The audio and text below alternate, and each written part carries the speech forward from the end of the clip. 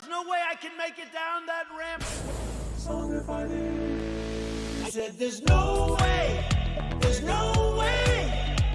I can make it down that ramp without falling on my ass. There's no way, General, somebody grab you so fast. I don't want that. And this was a steel ramp, really, really steep. No handrail, it was like an ice skating rink. I said, there's no way I can make it down that ramp without falling on my ass. Inch by inch, I took these little steps. When I was 10 feet short, I ran down the left. I ran down the ramp. I looked very handsome. I ran down the ramp. Trending #1. And the ramp was probably 10 yards long. This question is on COVID. I think you're going to have a big surprise, a beautiful surprise, sooner than anybody would think. But the answer is... I ran down the ramp. Trending #1. And I don't want to get water on the tie, because I've done it. It spills down. It doesn't look good for a long time. And I don't want to test more people now. So I said to my people, slow the testing down. The ramp and the water and the test. How good was this speech? This speech has been the best. It's true. I ran down the ramp.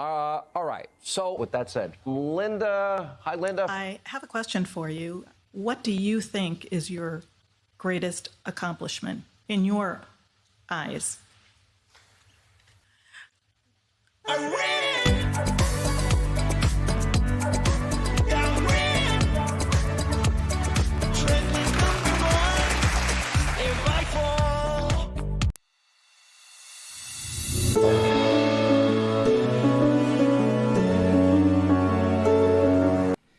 Hello all, welcome to the Chicago Justice Show. I'm your host, Tracy Siska. I'm also Executive Director of the Chicago Justice Project. You can find out all about our work at chicagojustice.org or get involved at cjpnation.org. So in today's show, we're going to talk about the New York Police Department Sergeant Benevolent Association, their union. The offices were raided. The president's home was raided. It's a fascinating story. It's going to sound very familiar to what we deal with in Chicago with the head of the Fraternal Order of Police. And then we're going to talk about CPD's foot chase policy problems. They continue, and they're going to keep continuing. Then our last segment, if we got time, is CPS school to prison pipeline is very strong. Despite all the efforts to get cops out of schools, it's amazing how bad they have been, and consistently at a handful of schools, just really, really bad. Okay, we're going to jump right in. Our first segment, FBI agents descend on headquarters of New York Police Department Sergeants Union, is called the Sergeants Benevolent Association. So their president, Ed Mullins, has been president of the union for 20 years. On Tuesday, 10/5, his offices were raided. Now, we'll get more into it. I want to play you a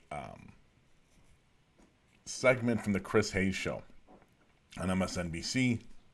It gives you a good synopsis of his history and how awful it is and how awful of a person Mr. Mullins is. It's really, really pretty sad. So we're going to play that. On the other side, we'll talk more about some of the details, what the union has done in response. We didn't have a lot of the details about why he was raided, but we have more. Why the raid originally happened. There were very few details, but we have details about why the raids happened and some fallout from after the raids. But first, we'll deal with Chris Hayes, and I'll be back in 2 minutes and around 2.5 minutes. While we are on air Tuesday night, the news broke that Ed Mullins, the head of one of the largest police unions in the country, had resigned after his home and office were raided by the FBI. Since then, things have not gotten any better for the now former president of the Sergeants Benevolent Association. New York Post reported today, quote, high-ranking law enforcement officials told the Post the feds are investigating the possible misappropriation of union funds and seeking evidence of mail and wire fraud. Union officials told members Wednesday that its funds are good and said it would not be providing Mullins with legal representation, which is pretty extraordinary considering that Ed Mullins was the face of that union for nearly 20 years. And, stuck it out, stayed in the job throughout countless controversies like the QAnon mug that was positioned behind him for multiple TV interviews and the time he tweeted the arrest record of New York City Mayor Bill de Blasio's daughter who was attending a protest. And the time he called the city health commissioner a bitch with blood on her hands, and the time he called then city councilman Richie Torres a, quote, first-class whore. Again, these weren't like off-the-record things. He tweeted those. Or the time he suggested cops should be allowed to sue the estates of people they shoot for emotional damages. Or the time he emailed a racist video to thousands of police sergeants with a personal message saying, and I quote, pay close attention to every word. You will hear what goes through the mind of real policemen every single day on the job. This is the best video I've ever seen telling public the absolute truth. What was in the video? Well, the narrator in the video that Mullins tells people to listen to every word of calls the absolute truth, says things like, quote, the projects will always be dens of crime and violence. Cops will continue to wade into that fray, and blacks will continue to attack and ambush us forever. Mullins later claimed he hadn't seen the whole video, even though he wrote to listen to every word, adding, quote, I have black friends, white friends, Asian friends. I wouldn't want to insult anyone. I don't think one incident defines who I am. It wasn't just that one incident. It was multiple incidents over decades as the leader of one of the largest police unions in the entire country. Ed Mullins has now been stripped of his gun and badge, put on modified duty, but he's still a sergeant in the NYPD. Doesn't have his gun, but had been for the last 20 years deputized by the city to enforce its laws, kill if necessary. How can you ask people to trust a system that gives a man like Ed Mullins so much power?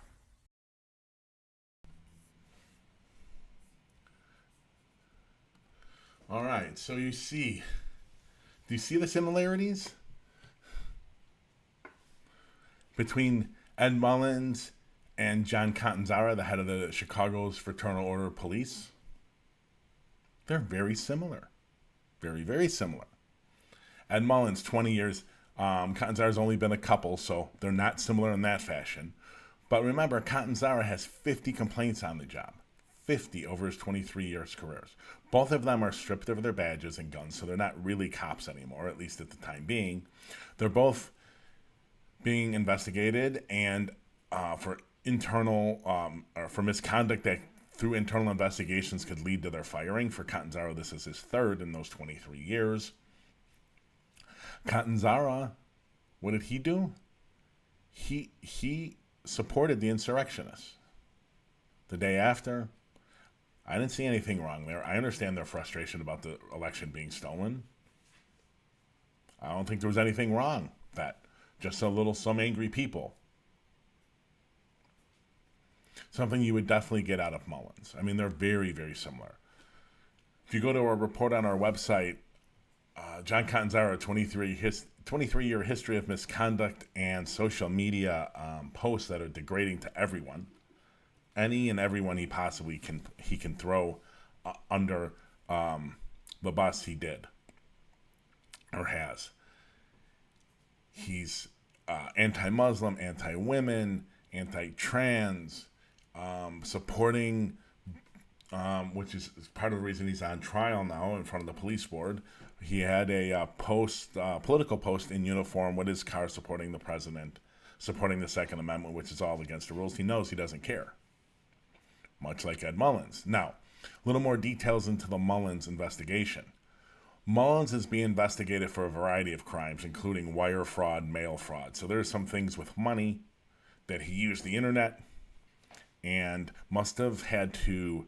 Mail fraud makes me think that he had to file some kind of documents with the government. It could have literally been as easy as his tax returns. If he mailed in his tax returns and they're You lied on them, that's mail fraud. Wire fraud is probably sending something electronically over the internet or the phone, but most likely the internet in these days in this day and age.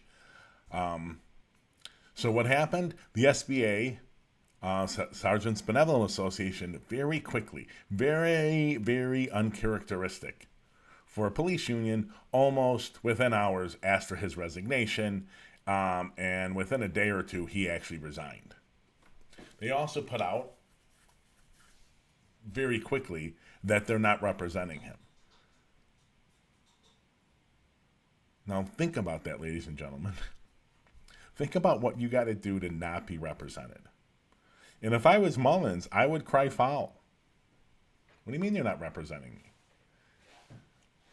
Maybe because it wasn't on the job.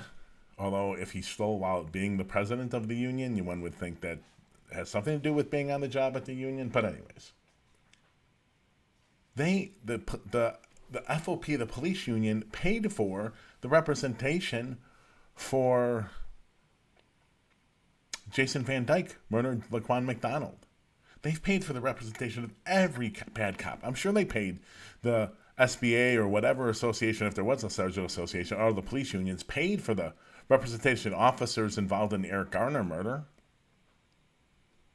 I had to, right? So it's interesting that they have just so thrown Mullins under the bus.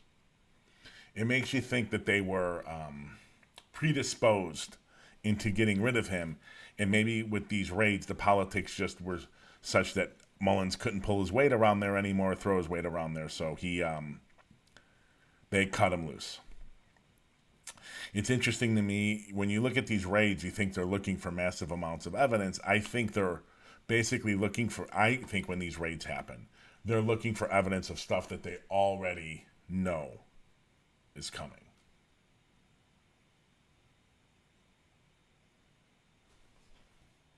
Oh, yeah, they almost always, we got a comment on, I think on Twitch, yeah, they almost always represent cops and union officials. It's really surprising that they're not. I don't understand why they're not,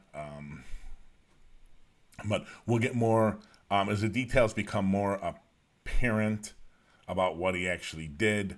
The union statement about their funds are good makes me, I don't know. Maybe that means Mullins involved in some criminality that doesn't involve union funds or union business at all, and it's on his personal life, and that's what he's being accused of. And thus, they're using that out to not have to represent him. I mean, you got to understand, give it a little more context about representing you. In around 2005-ish, maybe later, maybe 8, 9, the feds went after John Burge for lying in interrogatories, perjury about whether or not he tortured people while he was in the Chicago police officer. But this was a federal court going after him because he was being sued and he supposedly lied in the interrogatories. And the police union voted to pay for his representation, $1 million. They put $1 million into someone who had been retired 10, 15, 18 years, something like that. And they paid $1 million for his representation. So the fact that the sergeants union isn't paying for Mullins, it's very interesting that's what's going on. It's very okay. We'll bring you more as it comes. There hasn't been a lot since the fact that they said it was related to wire fraud and mail fraud, the fact that they asked for his resignation, the fact that he resigned, and that they're not going to pay for his representation. I can't wait to see what Holier than Thou comes up with about what he did. Okay. Second segment's article from BEZ about CPD foot chases. Chicago police had inaccurate data about foot chases and missed deadline for reforming chase policy, Monitor says. The Monitor, who's the Monitor? The Monitor is a court-appointed person that is overseeing enforcement and engagement and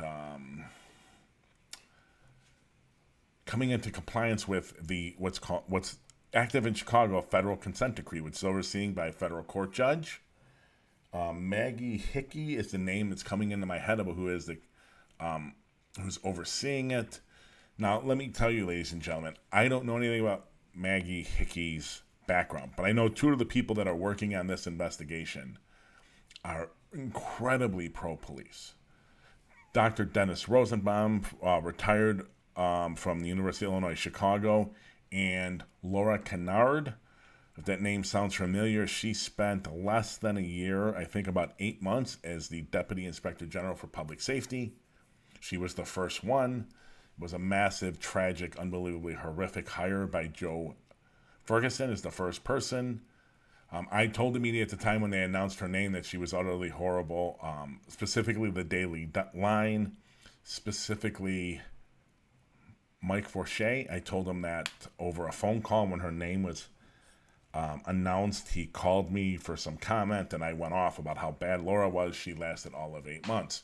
So this is at least part of the team that's enforcing this consent decree to tell you when they're catching the CPD doing things. I don't think these two people want to catch the CPD in doing anything. They're incredibly pro-police, but that just should give you some content about just how bad the police are doing, trying to get in line with this consent decree.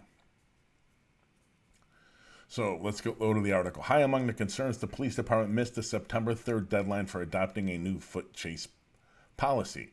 That's true. They did miss a September 3rd deadline. And they also missed a July 1st deadline. After missing the July 1st deadline, they were given the September 3rd. Now, they have a draft of a new one. And we're going back with Second City Cop blog. I guess they implemented sort of somewhat of a new one, although it remains to be seen back in May. I think they're confusing. I think Second City Cop's confusing with the draft that the superintendent put out. I don't think they actually put it into place. And by the way, ladies and gentlemen, that draft is awful. Awful. It is so weak to be meaningless. So let's get back to the article. A temporary updated policy was released in May, but it still widely allows officers to run after people. The independent monitor group was regularly meeting with the city and police department to create a final policy on police chases. But then the police department told them its foot pursuit dashboard had data that was likely inaccurate. And it disabled the dashboard, according to the report. The CPD giving the public wrong data? Fascinating. We'll go back to the article before I comment on everything. The group repeatedly asked the city and police department to explain what was wrong with the data and if it had been corrected, or if its efforts were being made, or if there were efforts being made to correct it, but the police and city didn't provide full answers, according to the report. The CPD lying about data? No, that never happens. Not giving full answers? Unbelievable. To date, we still do not have many of these answers and have only received partial explanations regarding the scope of the data issues and plans ahead, according to the report. At another point, it was noted, it is also likely that these data issues will not be resolved soon. Ladies and gentlemen, I'm telling you over and over and over again, the administration, the functionality of the police department, the supervisory roles, all the data collection, all the things that are supposed to be running this as a modern 21st century data-driven agency are broken. They either don't exist or they're completely and utterly broken. Foot pursuits, incredibly dangerous. New policies protect police officers as much as citizens. You look at the Anthony Alvarez shooting. They chased him on that foot pursuit. They chased him for driving on a suspended license. Now, you see in the video, because there's audio, by the time he gets to them and shoots Anthony there and murders him,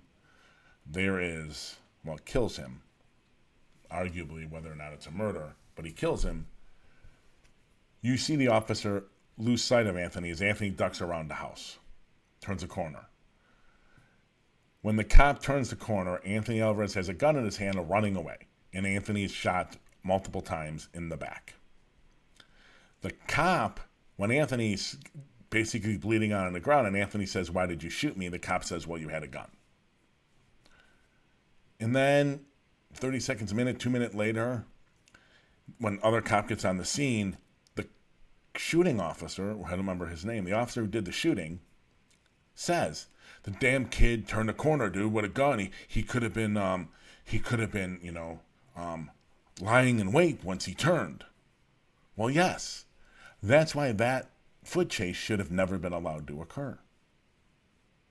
I think one of the rules for foot chases should be once you lose sight of them, especially on minor things, that's it, it's over. I don't want officers turning corners in blind alleys and around corners they have no visual on person. Why do we want them doing that and risking their lives over petty things, like driving on a suspended license? I don't understand. I think at times I have more concern for the well-being of the police officers than the cops do. Second City Cop Blog's arguing with us on Twitter, new policy put in place. I don't think it was. I think they're completely wrong. And it stops from us from doing all this foot chases. It doesn't stop you from doing anything. It just asks you to think whether or not it's the best thing to do.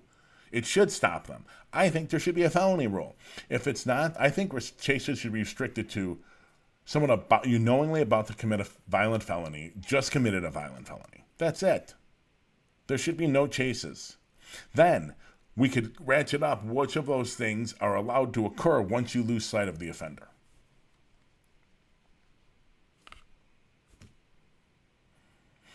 Now, people try to compare the Anthony Alvarez case to the Adam Toledo case, and I don't think they compare. Oh my God, I know the left's going to come down on me. They don't compare. I don't want Adam Toledo to be shot, but I also don't want people shooting 8 times at a car. When that officer got out of the car, he knew there was a report shot. There were calls for shots fired. ShotSpotter, which is a horrible technology, but was correct in this thing, identified 8 shots. They get to near the scene. They see 2 people in an alley. One has a gun. They pursue them on foot, the foot chase. They never lose sight of them down that alley. That's arguably a foot chase we want to occur. It was a public interest. There was a violent felony. Shooting at people in a car is a violent felony. Violent felony, it just occurred. There was no reason to believe another violent felony wasn't going to occur. I don't think even if we put in one of the top foot pursuit policies in the country, that foot pursuit would have been stopped or should be stopped. That is, to me, the Anthony Alvarez and Adam Toledo pursuits are completely and utterly different. From the start, the Adam Toledo call was a violent felony. It is a miracle they didn't hit anyone in the car that Anthony shot at, or I think it's the male adult he was with. They have evidence that he shot at them. He shot 8 shots at a car filled with people that was moving. It's luck that no one got shot or died. So they're responding to a violent felony. In this case with Anthony Alvarez, it's driving on a suspended license. You could argue maybe the foot pursuit, although I don't think we should have the foot pursuit at all, but it could have gone on as long as you don't lose sight of them, and once you lose sight of them, that's it, it's over. To say they're both similar, I think does a disservice, and it's dishonest. Disservice to everyone and having this discussion that is badly needed, but it's also dishonest because I don't think they're the same. Could we argue that, and I posed this question on the show, but Anthony Alvarez would still be alive had he been white? Because the cop would have waited another heartbeat to figure out whether or not he had the gun and whether he was pointing the gun at him? Possibly.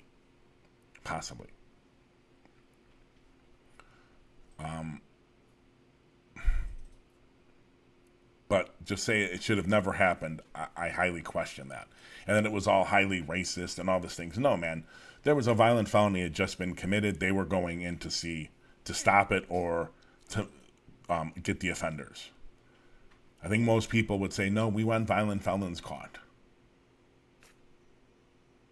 We can argue a bunch degrees below that, and I think we would agree on 99% of that, but I just don't think they're the same. Now, are we going to get a strong foot pursuit policy and national best practice out of Superintendent Brown and Mayor Lightfoot? Absolutely not. Are we going to get the weakest, most benign, useless foot pursuit policy possible by those two? You absolutely better believe it.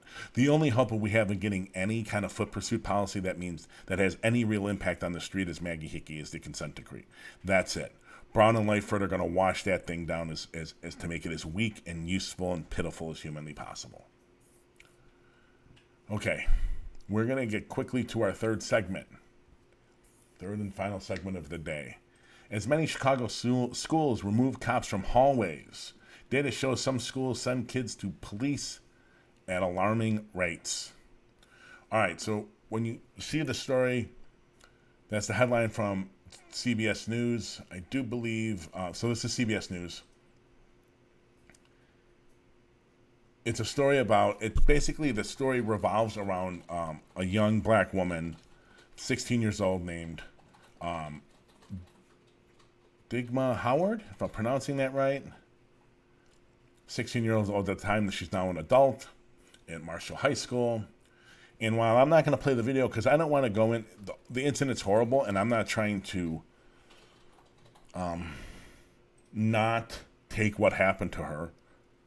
I'm not trying to degrade it at all. It was awful. She sued. She should have gotten more money. She got her money. She should get it. She probably should have gotten more.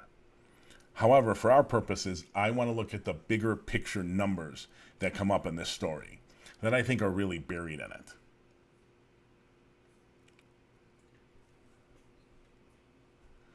So through the course of the 2017-18 school year, 7,700 students were referred to or sent to the CPD by CPS officials, school officials. That's 3% of the total population of the schools. Some schools have vastly higher rates of referring kids. Marshall, which Miss Howard went to, and her incident happened in there, 4 out of every 10 students in the school were referred to the Chicago Police Department. If that is not the school to prison pipeline exemplified, I have no idea what would be. Marshall, that rate of 4 out of 10 was 14 times the district average. 14 times. Marshall, 1 out of 26 schools, it was 1 out of 26 schools that was at least 3 times or more the average of the district.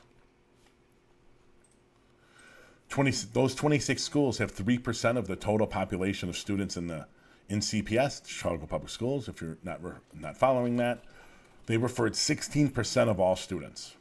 16%, just those 26 schools. It was like 475 schools.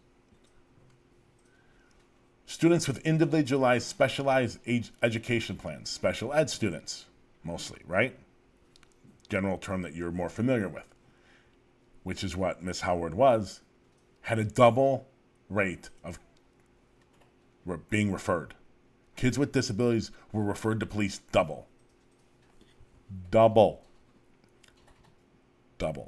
It's mind-blowing. Here's some more stats. Marshall had 95 students with an individualized education program, or plan, okay, an IEP, special education kids. That year, 44 were referred to police. Half. Just under half.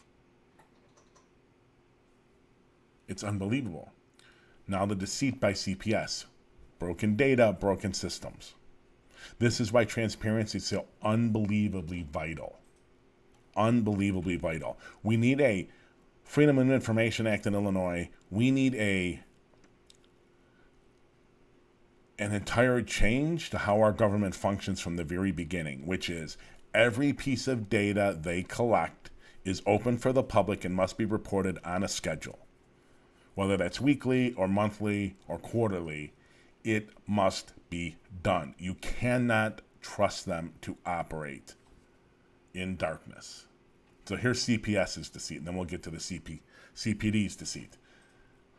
From the article, CPS reports its own similar data on its website, but the data the district makes available to the public shows far fewer referrals to police. According to CPS, just 2,009 students were sent to the police during the 2017-18 school year. More than 5,500 fewer students than they reported to the federal government.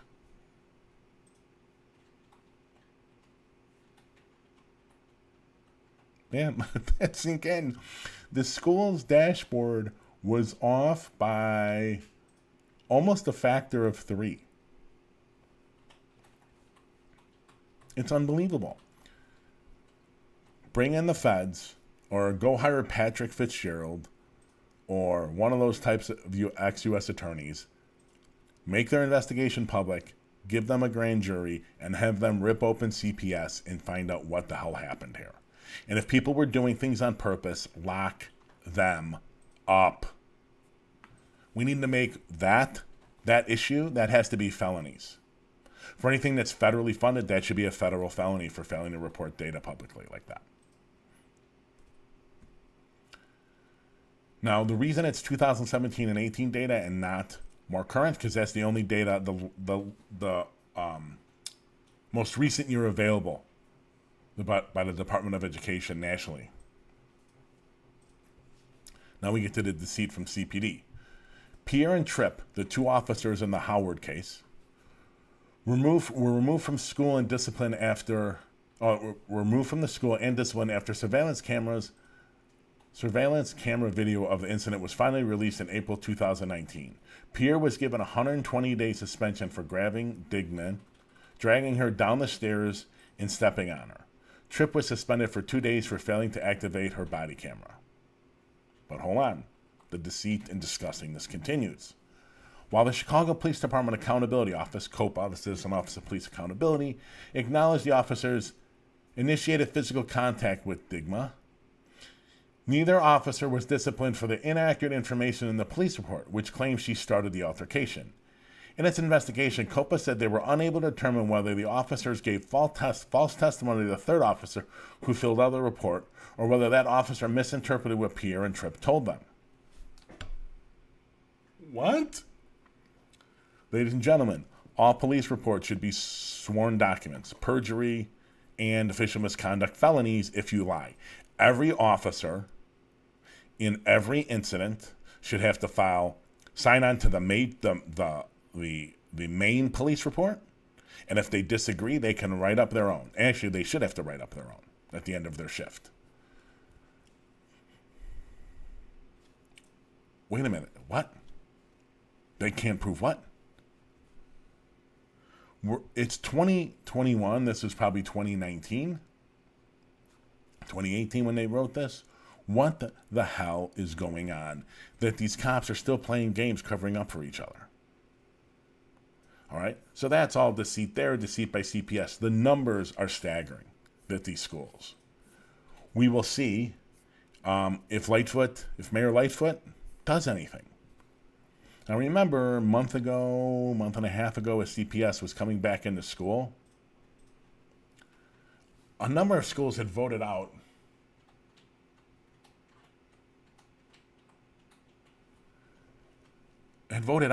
cops out of the schools. And what did the CPD do? They sent them anyways. Now that got into the media, and eventually the cops pulled the cops out.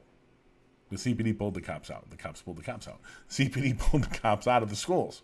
They voted not to have school resource officers there anymore. What are we doing when that few of schools is sending that many kids? You would think that they would just put in, let's find ways to not report so many kids from those schools. Let's put in 10 social workers into those schools and try to find better ways. Bring in massive dispute resolution. Bring in a bunch of new special education teachers. Nope, we can't do anything. No, it's all about money. It's all about keeping the power of this criminal justice system that brings no one, or almost no one justice.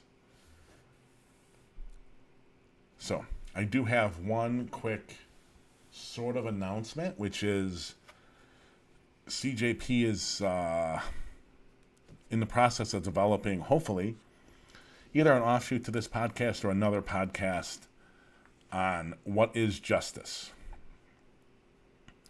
And we're going to take a 360 view of the justice system and try to help dig into that question. I know we're so used to, we all use the word justice, but do we know what the hell we mean with it?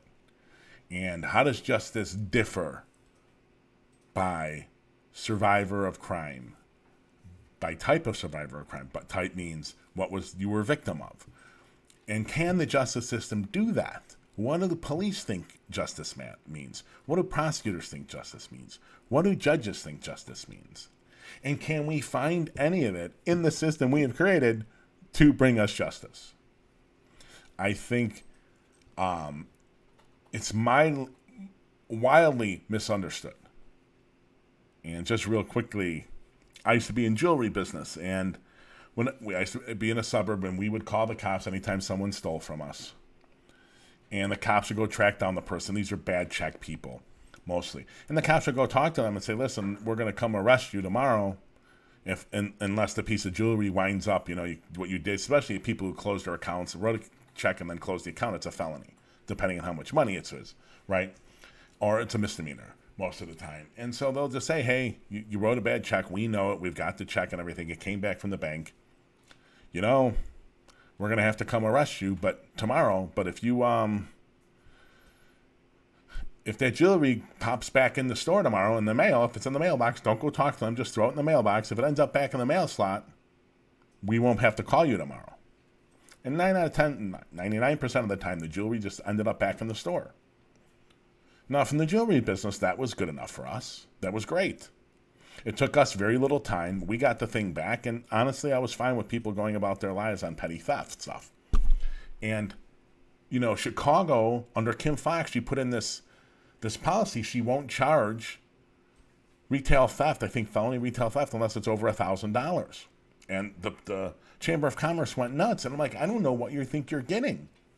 Like, for me, the one case we had where the kid wouldn't return it, we had to go and prosecute the kid. The kid ended up with pleading to some misdemeanor, but I wasted time going back and forth. I didn't get the store didn't get their jewelry back. They paid me for days I was not at work, and this kid got a record. None of that entire situation brought justice to no one. It was a loss to everyone. It was a loss to the business. It was a loss to the cops and prosecutors wasted time. It was a loss to this young kid. It was a loss on all those scales. Across the whole thing, no one won. It was just a loss for everyone. So somehow in our thinking, and that justice system and going through that process is going to bring us justice. I'm jaded. I don't think so. And I'm curious as we get across a whole span of survivors of crime and violence, and the families, and police, prosecutors, courts, public defenders, as we just go through the whole range of stakeholders in the system, if we can come up with what is justice and what we're looking to obtain, because I really don't think it's there. Okay, thank you, everyone. Thanks for the comments, guys. Nimish, Eric, I really appreciate the comments. We'll be back on Wednesday at 12 p.m. Central Chicago time. All right, thank you, everyone. Have a great day. Oh, no.